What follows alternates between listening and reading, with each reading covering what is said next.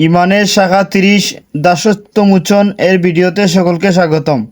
প্রিয় ভিউয়ার্সগণ, আপনাদের প্রিয় ফেসবুক পেজ ও ইউটিউব চ্যানেল বেসিক টিউটোরিয়ালের ধারাবাহিক ভিডিও হিসেবে আজকে ভিডিও থাকবে ইমানের 77 শাখার 30তম শাখা দাসত্ব মোচন সম্পর্কে। চলুন শুরু করা যাক। দাসত্ব মোচন, ইমানের শাখা 30 দাসত্ব মোচন করা।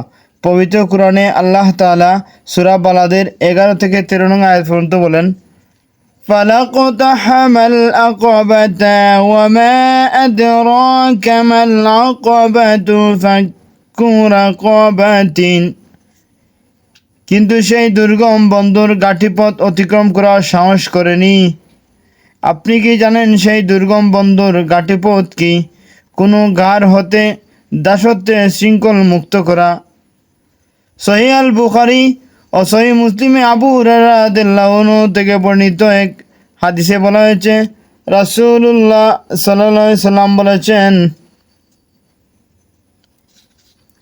মান আতাকা রাকাবাতান আতাকাল্লাহু বিকুল্লি উদুইন মিনহা উদুওয়ান মিন আ'দাইহি মিনান নারি হাত্তা ফারজাহু বিফারজিহি।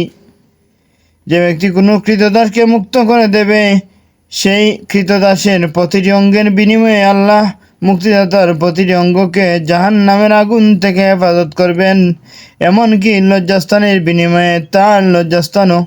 সময়ত অডিয়েন্স ও ভিউয়ার্সগণ, আল্লাহ রাব্বুল আলামিন আমাদেরকে দাসত্ব মোচন করার তৌফিক দান করুন।